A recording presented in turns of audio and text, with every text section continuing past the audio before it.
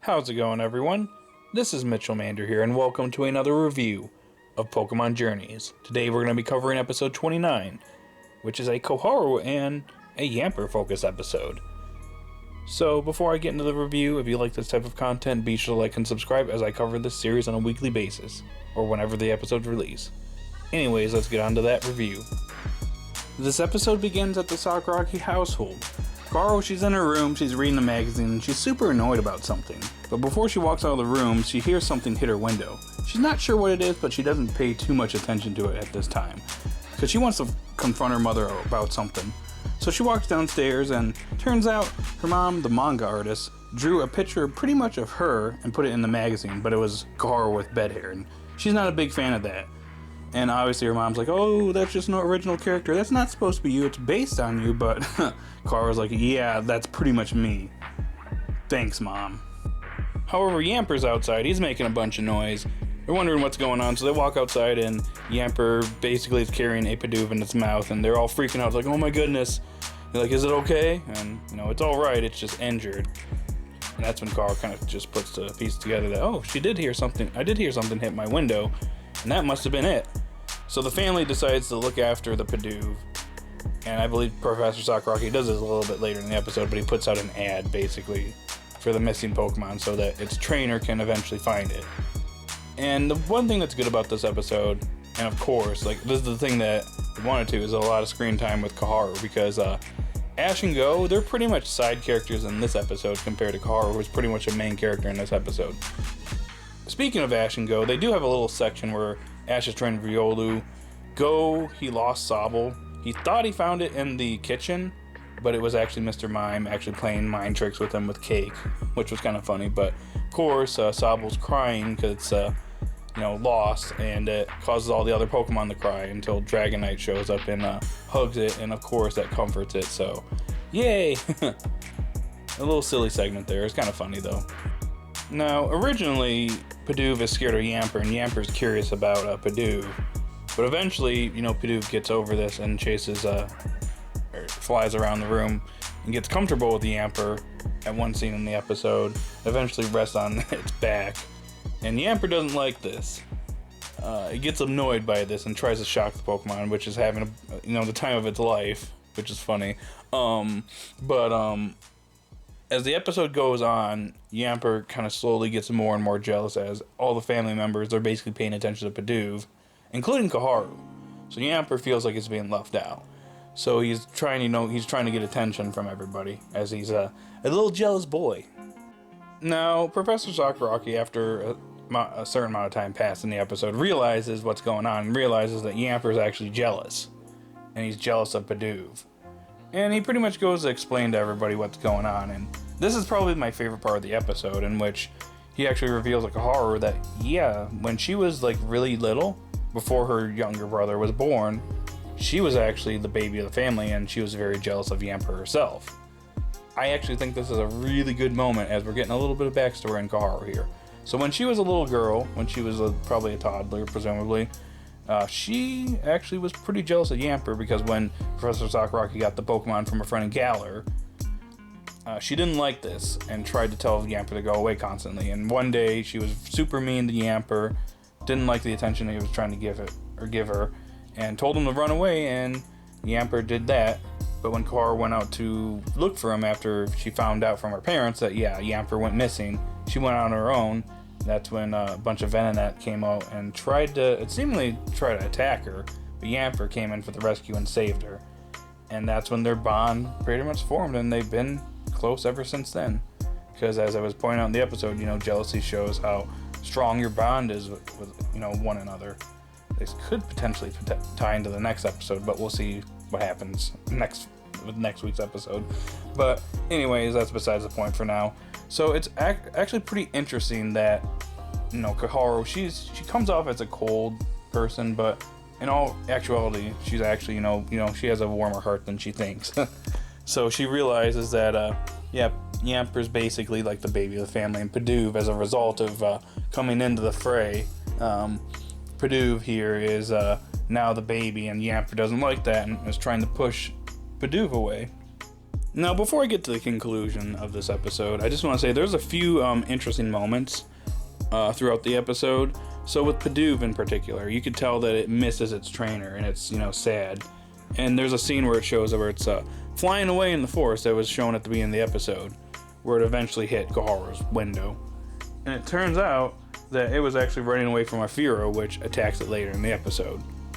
But another interesting point to point out is that one of the, there was a scene where Koharu's in a room, presumably doing homework, in which Pidove comes up and looks at a magazine, is curious to look at it, and Koharu opens it up, and it goes to that picture that Koharu's mother drew of her with the bed hair.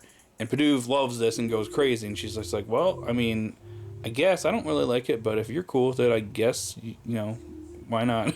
But anyways, it's an interesting moment, but it ties in towards the end of this episode. But anyways, so the Firo comes back to attack Pidove, and Koharu steps up and has Yamper use Spark, which is super effective on a Firo, takes it down, and it flies away.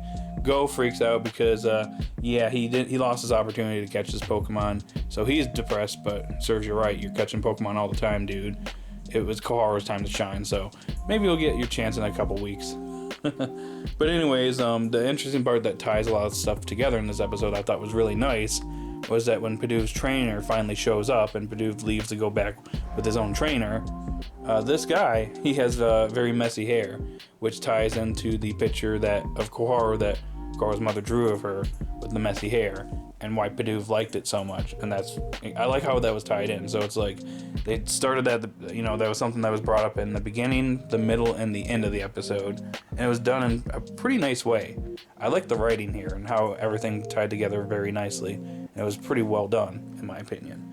But anyways, the episode comes to an end with Pidove leaving back with his trainer, and Koharu, realizes that, hey, her dad's actually a pretty cool dude, because he actually wrote this book, talking about how it's kind of like the whole thing with like Professor Oak and all the other professors, how they want to become researchers so they can research and study how people and Pokemon learn to grow with one another and cooperate with one another. And yeah, and she, I actually like this moment too, because Koharu shows a little bit more character.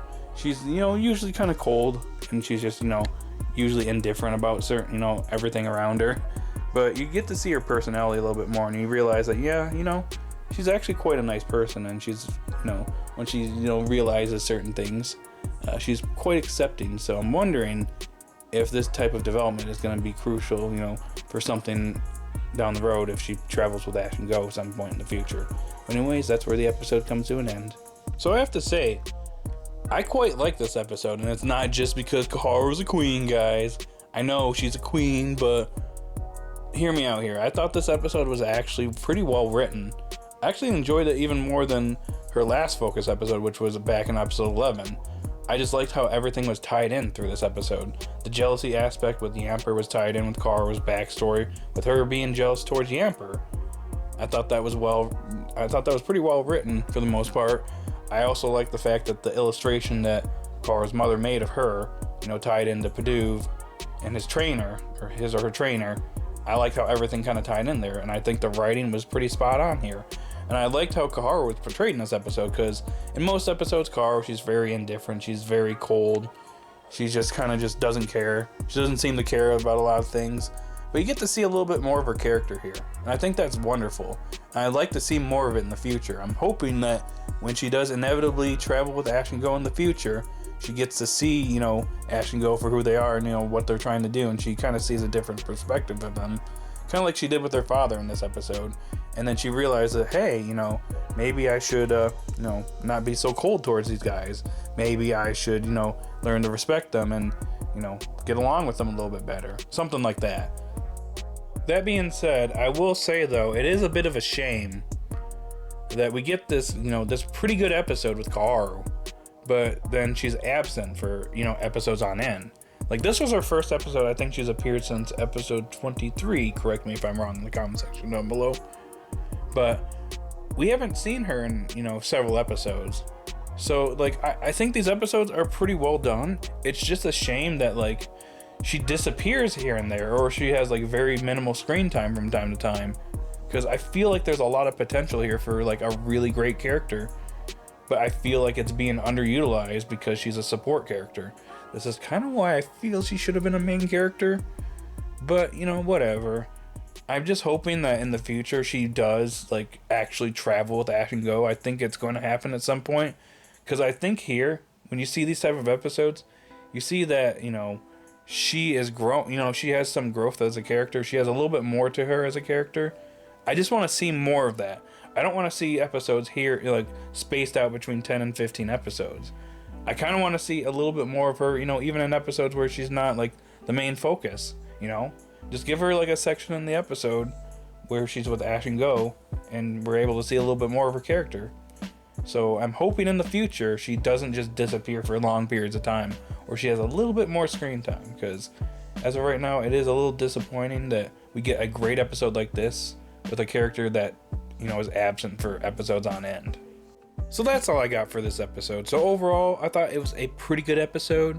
I'm hoping in the future Koharu does indeed travel with Ash and Go, and that she gets more screen time than she's gotten in these first 30-ish episodes of Pokemon Journeys. Our queen deserves more screen time, just saying.